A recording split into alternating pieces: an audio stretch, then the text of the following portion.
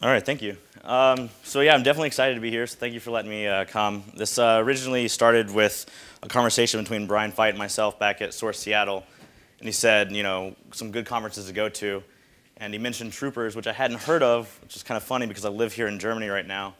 But yes, I'm Robert Lee, and this will be the interim years of cyberspace presentation. To get started, I am an Air Force Cyberspace Operations Officer, and I am stationed here in Germany.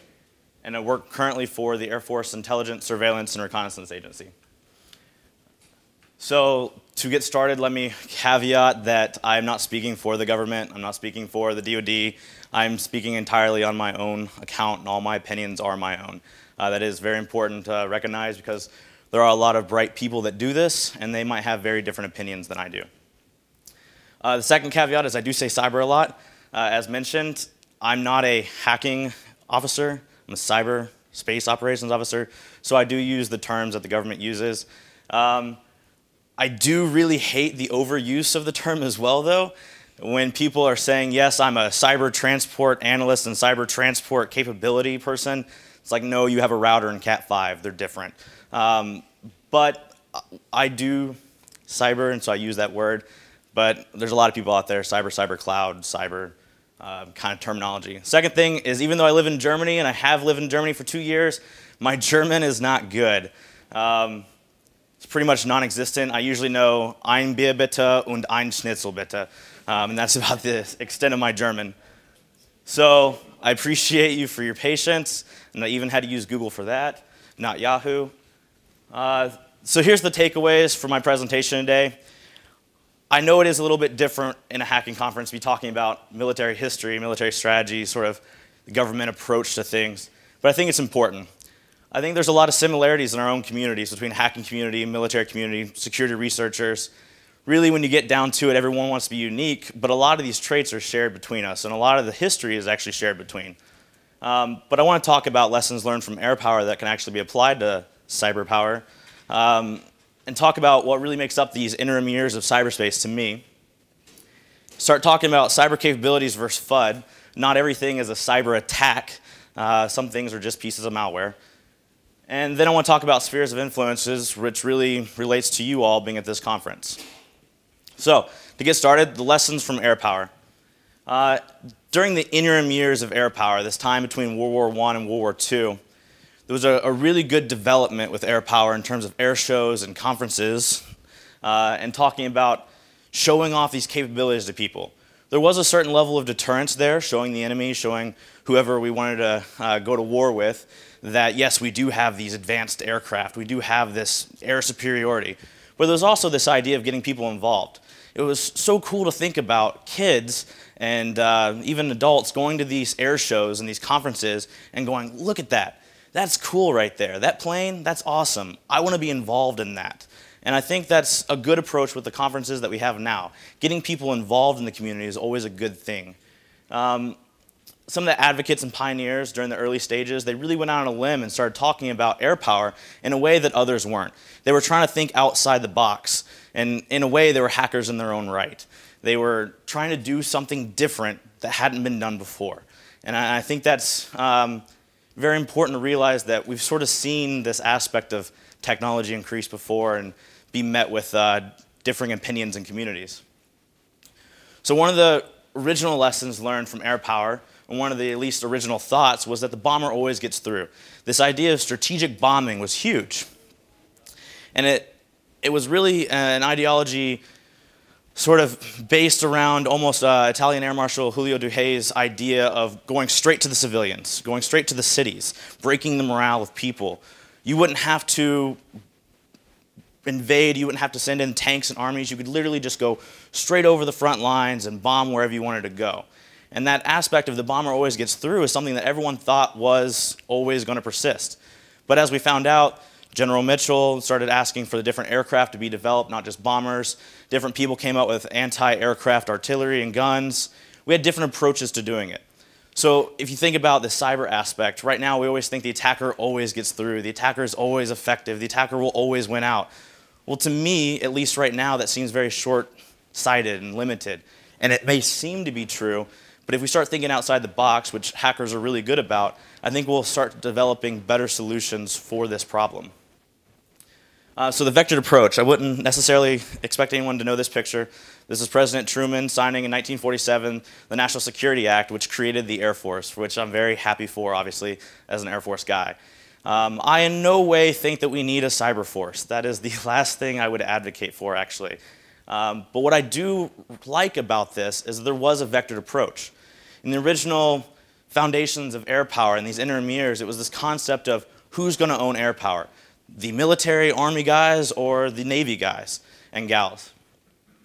Who is really going to own it? And a lot of conflict happened, and strategies weren't cemented, and we really lost ground in a lot of ways on what we could have done.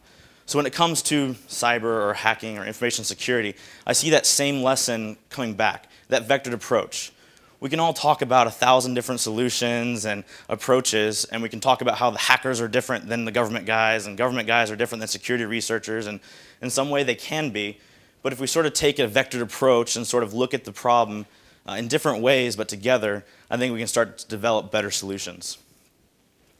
Another really good point from air power is that capabilities can make huge statements. Capabilities sometimes can be bigger than their original purpose, that secondary and tertiary effect. And we definitely see this in cyber, but originally with air power, when B-52 flew over Vietnam in Linebacker 2, that was a huge statement. That wasn't just to Vietnam, that was to Russia and everyone else out there going, look at what we've got, look at what we can do, don't mess with us.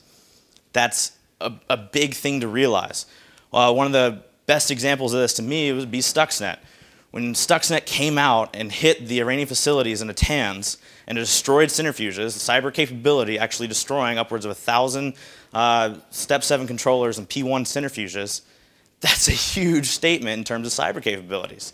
That statement made a big impact to people all around the world.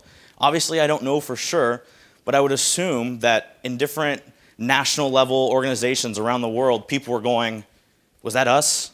If it wasn't, how do we do that? And also, who do we not make mad? And so I think, again, capabilities can be more than themselves, and we'll see that more often with cyber capabilities than we do now.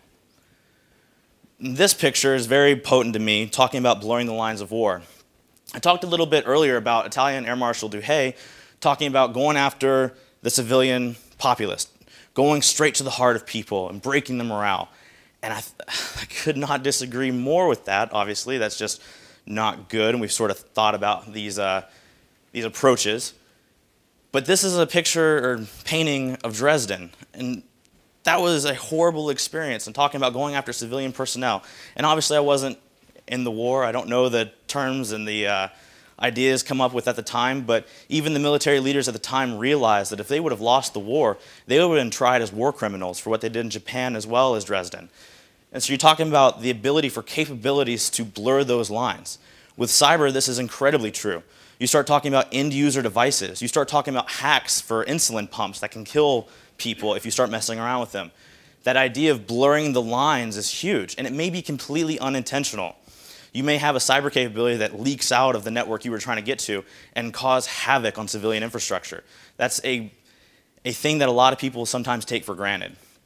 And in terms of this point as well, Duhay originally thought that you could break the morale of the civilians, but they found out that you couldn't. When you did this, you would actually cause the civilians to rally around the flag, to rally around their government, and say, look, those guys were obviously bad because they came after our civilians. The problem in cyber right now is there's a lack of attribution. So maybe that might actually hold up. Without the ability to rally around the flag at an actual target with an actual adversary, it may be very hard to do so. And then this one is something that I really love, and one of the reasons I really was excited to come to Troopers was this aspect of education. The Air Force came back after the war and said, you know what, we need an air combat training center. And so they created ACTS, and they took all their best pilots and they sent them back to school, and they said, we want you to teach everything that you learned, all the capabilities you were familiar with, to everyone else. We don't want to have this information gap. We don't want to have to recreate the wheel every time we need a pilot. And this is something that I see us as security professionals, as hackers, as even military members needing to do more of. Teaching the community around us, getting those skills out there in an easy and affordable way, and making sure that we do pass on the information that we have, so that if we do something really great, that we don't just leave out the rest of the community as we go forward. So to the aspects of the interim years of cyber. To me, these interim years of cyberspace originally started around Desert Shield, Desert Storm. To me, before the 1990s, it was more of this foundational experience, figuring out what the internet was about, what about this domain and information systems. And then post-Gulf War is where I really start thinking that nation states, as well as some corporations, were really testing out their capabilities, testing out their strategies. If you look to history and you start talking about military doctrine and military strategy, which every military officer seems to have to take and love, you get this cornucopia of experiences and plethora of options to choose from when it comes to history. You have all these good examples of this guy didn't work, and hey, maybe if you invade Russia in the wintertime, it's not going to be good for you. There's certain things that you know not to do. But when it comes to cyber, we don't have a lot of case studies to look at. We don't have a lot of history to pull from. So these people that might be operating on a nation-state level don't have all the good experiences to pull from. And so in some aspects, it's starting from scratch, but in some aspects, they need to look at other ways of gathering case studies. And I do believe that this time is one we're going to have to see a lot more of non-nation-state actor involvement. In World War I, World War II, you didn't have the aspect of civilian pilots really being disruptive to an operation. You didn't really have the aspect of someone breaking down your intelligence operation from another pilot. In terms of cyber and hackers, absolutely. Non-nation state actors are a huge force when it comes to cyber. And so you do have to consider these when you're planning operations or you're planning security strategies. It's not just APT, which is another term that I do hate, but APT breaking into your networks or China or whoever. It's non-nation state actors as well disrupting what you're doing. And we will see ongoing nation state operations, in my opinion. We see in this time these leaders coming out and making large statements. So this is a statement by Marine Lieutenant General Richard Mills when he said, "I can tell you that as a commander in Afghanistan in the year 2010, I was able to use my cyber operations against an adversary with great impact." That's such a big statement for a military guy. Everything about cyber seems to be overly classified. I can talk about a brand new F-35 capability. I can talk about a joint strike missile, but God forbid I mention NetCat in the public. You know, it's this issue of not talking about what everyone realizes is already there. And you can't have good dialogue without admitting that, yes, we take part in cyber operations. Yes, we do cyber defense. I'm sorry, but as a nation, if we're not saying we're doing cyber defense, something's wrong and taxpayers should be upset. So with statements like this, we're going to see more of them. We are going to see the domain come more to the light as people start realizing that dialogue and education are great things for this domain. We also see other people, and this is prior Secretary of Defense Panetta now, we see other individuals coming out saying, you know, the reality is that a cyber capability could have a large-scale impact infrastructure. That's something that we've known since PDD 63 in 1998 when Clinton came out and said, hey, cyber is a big deal, or infrastructure is a big deal with electronic warfare. We probably need to do something about this. And other people knew it much longer. But to actually come out and talk about this threat being there is important. And to acknowledge that threat is important. And for someone in his position to come out and put his name, which he likes a lot, his reputation, and say, yes, this is something I'm concerned about, that's something that others should be interested in as well. You're always going to have that aspect of FUD, that fear, uncertainty, and doubt. But when certain individuals come out and say that they're worried about things, should at least pay attention to it and say, well, I wonder, are they just full of FUD, or is there an actual aspect there? So you do have these non-nation state actors, right? Anonymous is one of the great ones to look at. Everyone talks about Anonymous. I'm not a huge fan of Anonymous, but I don't particularly dislike any of them. The ones that I've interacted with online are usually okay. When it comes to this, though, it's that aspect of people getting involved. So when people look back in history on this time of development for the cyberspace domain, these are the type of groups that they'll see. And I don't want Anonymous to be the only person or group that represents the domain as it is now. 4chan is awesome, I guess, but not only this representing the domain. So hopefully other groups continue to get involved and do their own part as well, so that history doesn't have to be written in such a way. But at least there are groups out there doing things, and we have to take understanding of that. We also have individuals out there doing things. This is someone I like a lot. I haven't really got to hang out with him a whole much, or at all, but just someone that I really support, this idea of taking your skills and going out and helping charities. That's so cool. Saying, you know what, hackers aren't about owning computers sometimes. Hackers are mostly about thinking outside the box and giving back to the community and doing things in unique ways. I think that is that hacking methodology, that hacking culture. And some people really embody that in what they do. And so hopefully other individuals go out and do very similar things because there's much more room for this. We also have these non-nation state actors that use anonymity. So Jester is a good example. He's this hacktivist that no one seems to know who he is, and he goes out and he takes down Al-Qaeda forums and different terrorist forums. And again, he's someone kind of unique, but he's not. There's a lot of people out there like this. So these are the type of individual solo pilots, solo operators that I was talking about that must be taken into consideration. If a nation state is monitoring a forum and they're looking for terrorist activity and they're going to, find out that this guy is actually planning an operation, and then someone comes in and thinks they're being awesome and takes down the forum, did they ruin an intelligence operation and tip off to the adversary that someone was watching them, or did they do something good because there's not that many people looking at that in the first place? I don't have an opinion on it one way or another. As far as the Jester goes in general, just my online communications with him, seems like a really nice guy. But it's just, again, that aspect we have to realize during these interim years is we have people like this. We also have groups like this. This is one that I usually give a good shout out to. For any of the malware researchers in the room, this is one of the threat feeds that I'm on, and they do some amazing work with looking at different malware and different ODAs that come out and trying to actually track it back a little bit within the legal realm. And they do a lot of good analysis. And this is security researchers, hackers, government employees from various governments that come home and go, you know what, I want to do a little bit more. This is something interesting to me. And they get on these groups and they do stuff. And we have a lot of groups like this for people to get involved with. It's funny to me, I actually really like Kaspersky, even though they're Russian and I'm the US and oh no, but Kaspersky's done some amazing work. And it's funny to see Kaspersky guys in a threat feed like this, and I can do analysis with them on something. That's, to me, empowering when we think about the domain and what it is. And also you have companies getting involved. It's not just non-nation state groups and nation state groups playing along. It's these companies, much like many of the ones you represent. But it's important to have a good attitude and good focus with what you're doing. I love Google's approach with the free and open internet, going out and say something for it. Maybe they're not always perfect. It's hard to ever have a large company or a large nation and all be on the same path, but at least sometimes they come out and say something good. So with your own companies, be that person that influences that good to come out of the company.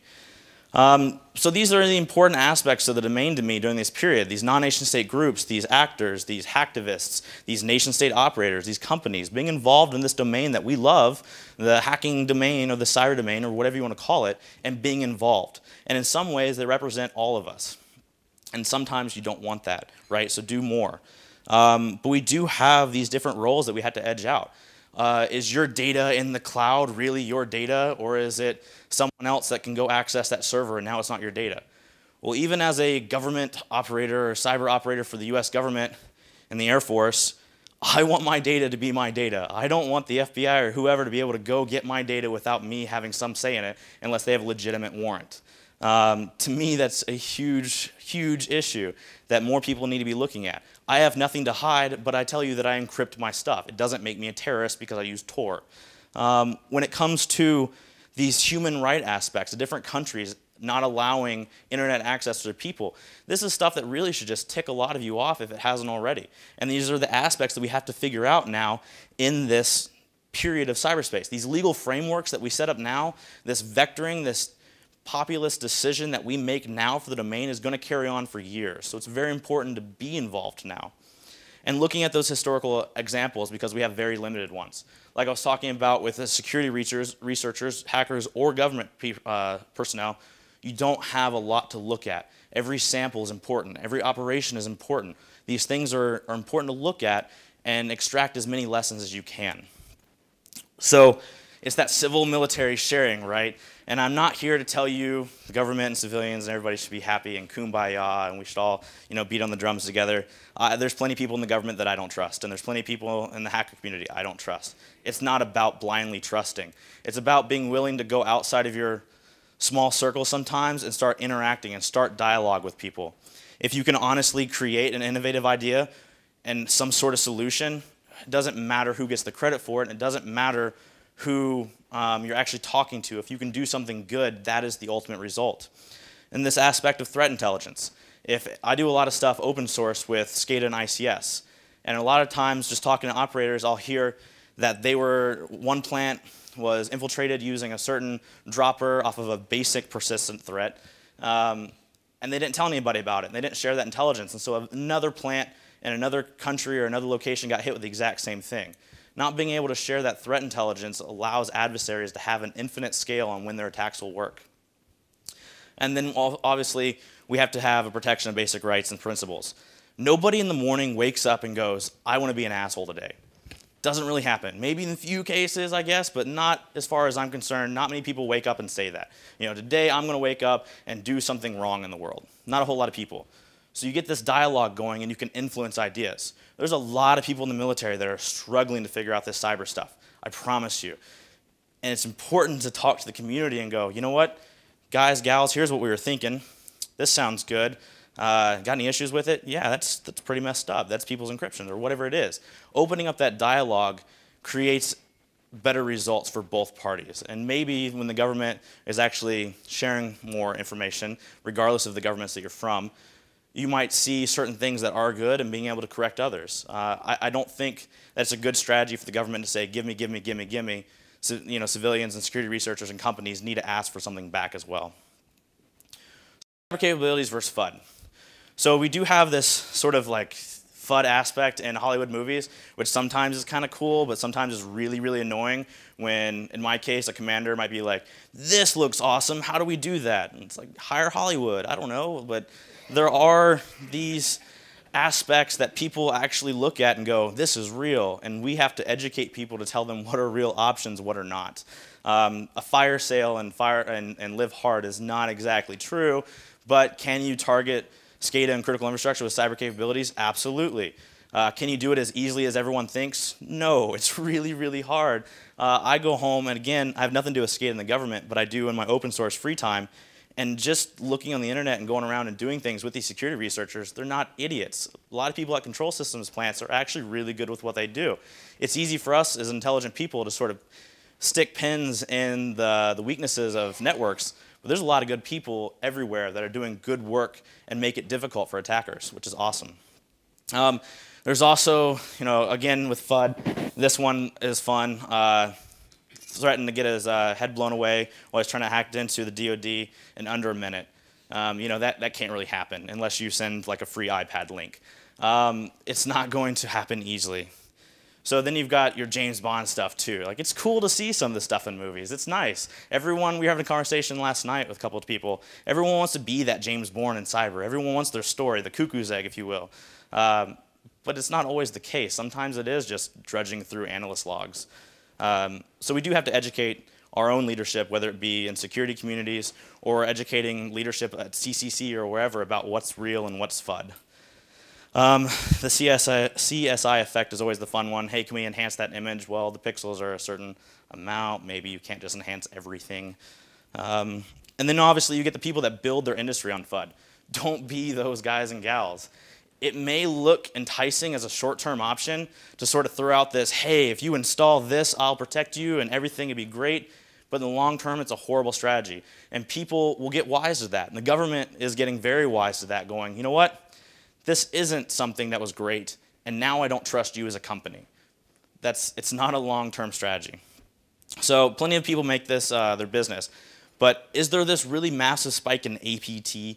Everyone's talking about, you know, there's this huge threat and cyber attack that's going to ruin your life, and cyber attacks becoming top terror threat and everything. How much of that's real, and how much has that been around and we just haven't seen it before because of our own capabilities? I really like the next cyber war is already in progress, security expert, which is kind of like saying Santa Claus is real, kid expects presents. You know, I mean, there's this aspect of being honest in the media. And to me, as a cyber operations guy for the military, I'm wondering where the hell the first cyber war was. But I guess there's a next one coming. So did everybody get it? Good. All right. So is it really these more threats, or are there better analysts? My my background, my open source stuff, my master's is in forensics. I love forensics. And if you see the development that forensics has done in the community, you'll note that a lot of the tools are so much better than what we had access to before. So obviously we're going to start seeing more threats. So yes, I do believe there are more threats out there, and that during this time period, nation states are testing out their own strategies, their own capabilities, and creating more threats. But I also think that we have more education and tools and analysts and skills that are showing a lot of these threats that have existed for years. We're starting to actually see behind that curtain and realize that the internet is serious business in a lot of cases. So yes, I do believe there's both. Even the DoD came out and made a very public statement about this with prior Secretary Leon Panetta. And I thought this was awesome to say publicly is the last 2 years, DoD has made significant investments in forensics to address the issue of attribution. Attribution sounds hard, it sounds mythical, but it's not. I mean, it's definitely hard, but it's not mythical. Attribution is something that definitely can be obtained, and it changed the game. Absolutely will change the game. When countries are held responsible for the operations they do, you'll see significant change in legal frameworks and policy and politics. When you actually have an operator being attributed to an operation, might not use the same TTPs, might not do the same things, might even not do it at all. Nobody wants to be attributed to this, especially in this deep, dark domain. And ultimately, you'll be able to have this level of deterrence as well. And not nuclear deterrence, but old game theory, old models of prisoner dilemma type deterrence, where you can start looking at a nation state going, you know what, we're not going to mess with you, but you don't mess with us because we can see that it's you. Let's see who falls off the cliff first, which right now is a lot better than I'm going to hack all the things, and maybe you'll catch me, but maybe you won't.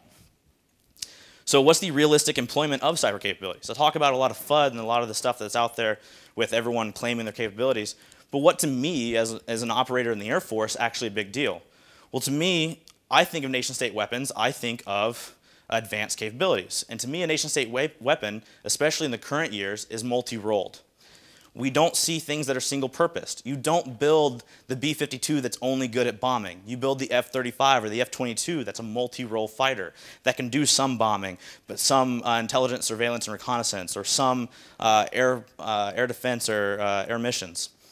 And that's what we saw a lot in sort of the Tilted platform with Stuxnet. And Stuxnet was kind of related to Tilted, and Kaspersky did a lot of good work on this, his team. And you're starting to look at cyber capabilities that were modular in effect, where you can move them around and make something completely different. And that, to me, looks exactly like a nation-state capability for that very reason. You start talking about how much oversight goes into these things. Think about in your own companies how much it is to get virtual firewalls installed. A lot of people have to audit that and check it off and go, yep, this is good.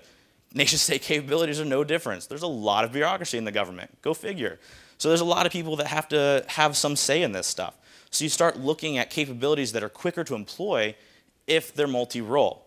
You don't want the cyber capability that only does one thing, because if you need another one, you have to go back through that bureaucracy. So you want something that is efficient in multiple different roles, which to me, again, Stuxnet and Tilted platform really fit that case. But this is nothing new to the hacker community. When you start talking about Metasploit and Backtrack, tons of different modules that you can throw in there. But this is a pattern that I think will continue to increase during these years of the interim years.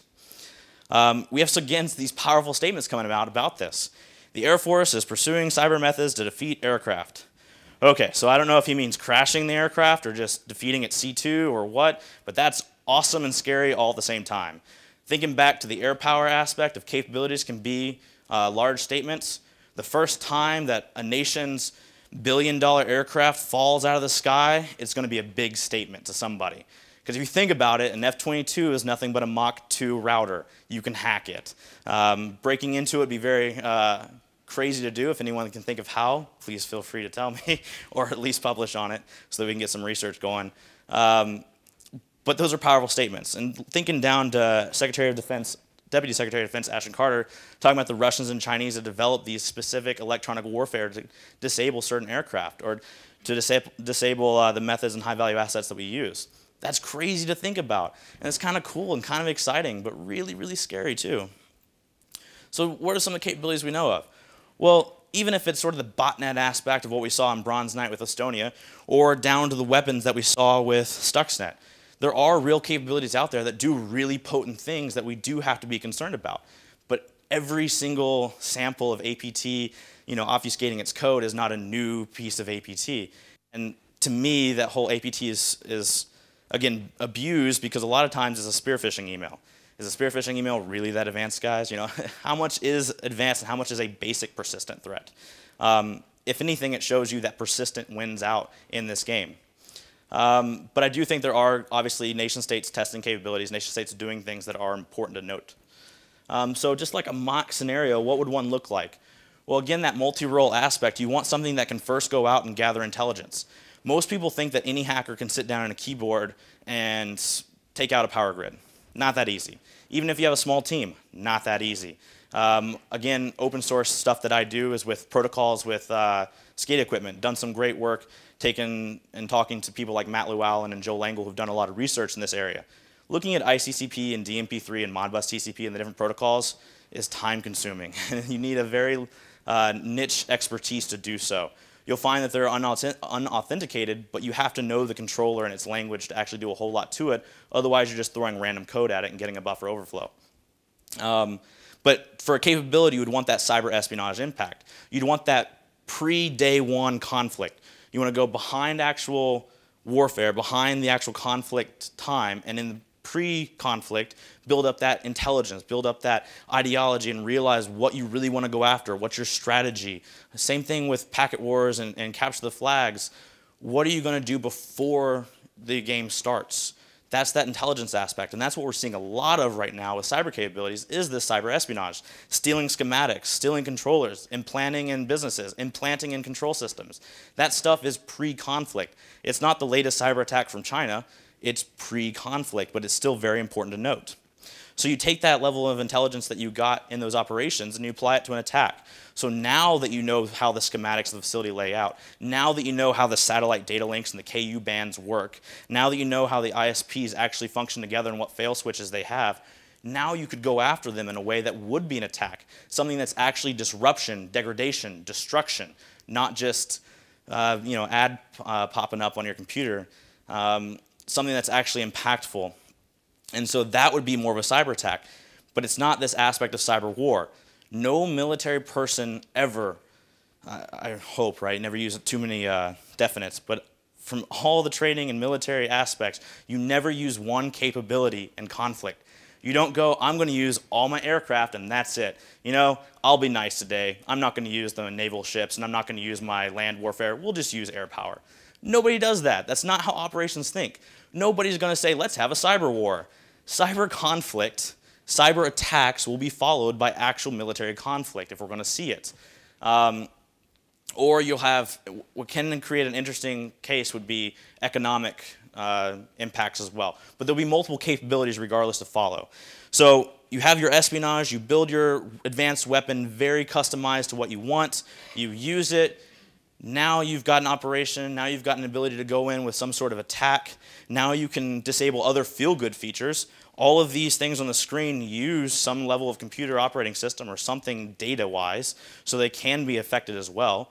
You could take a modular capability like I talked about earlier, customize it in such a way that you could take out a SAM site as well as going after a C2 link for an aircraft.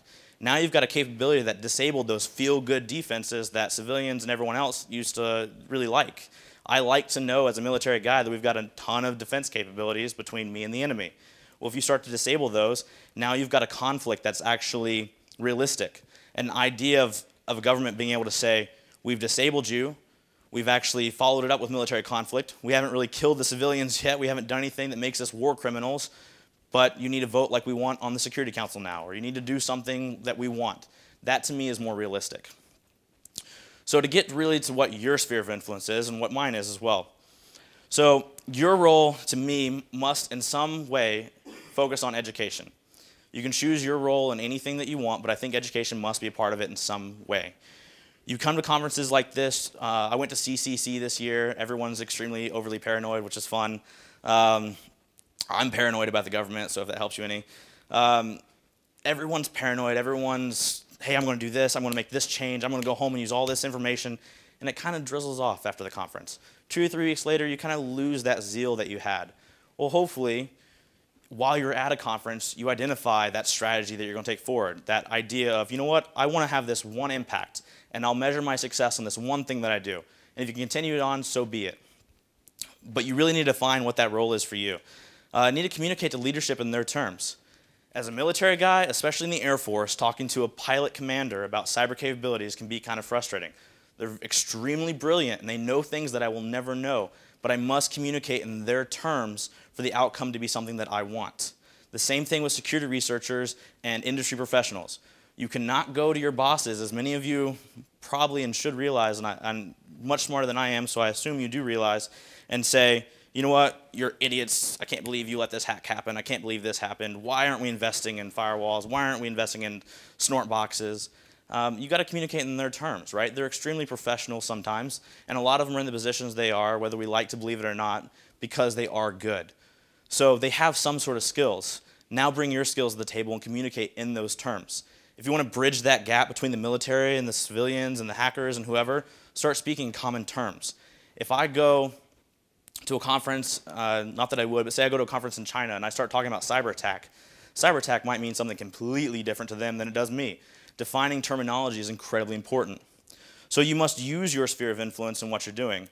Again, these people that I pointed to earlier, they all have some sphere of influence of what they're doing.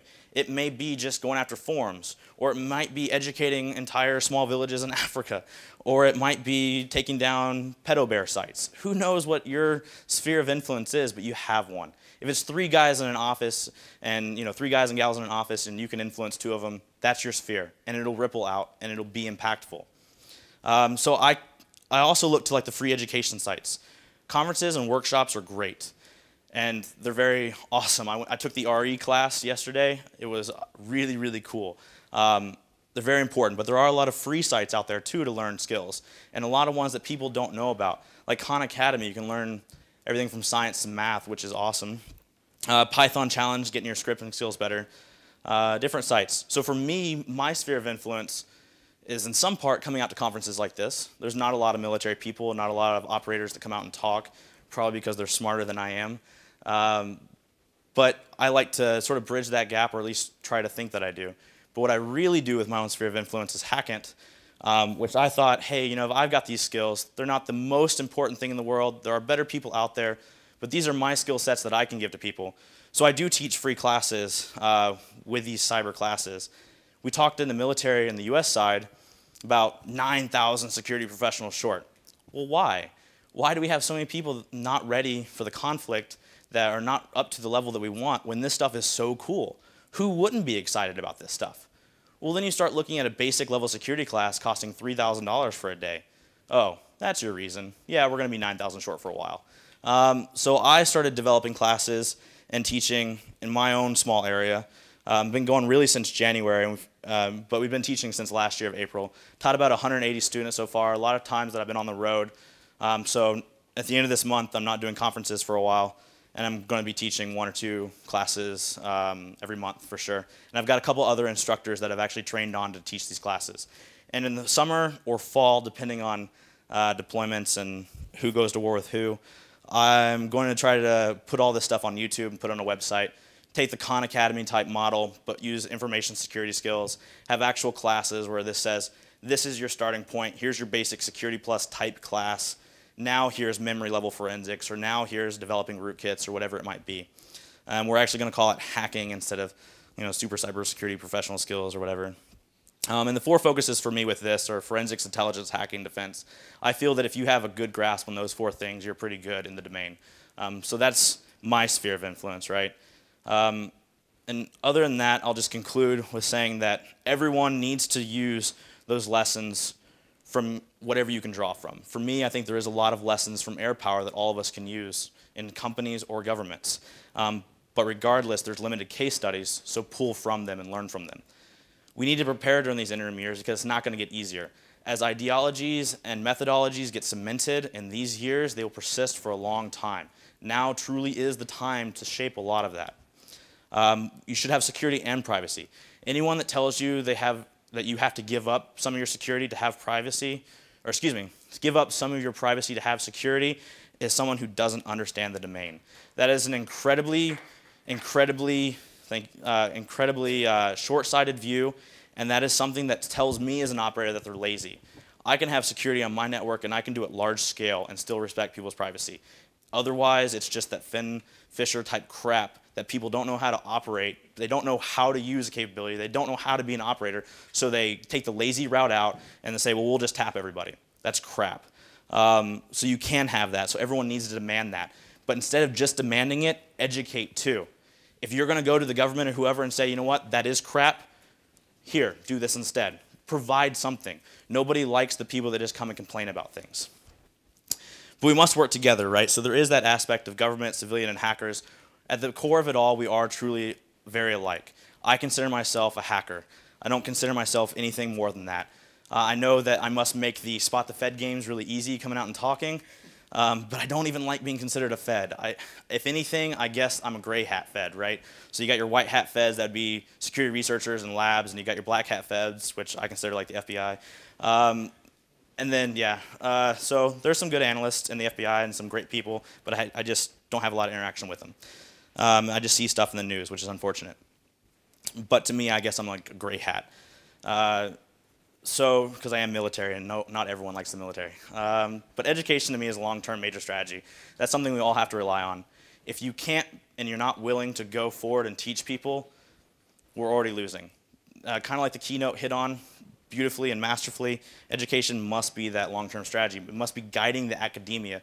It must point the domain, vector the domain, and do something with it. So that's my talk. Are there any questions? Yeah, thanks.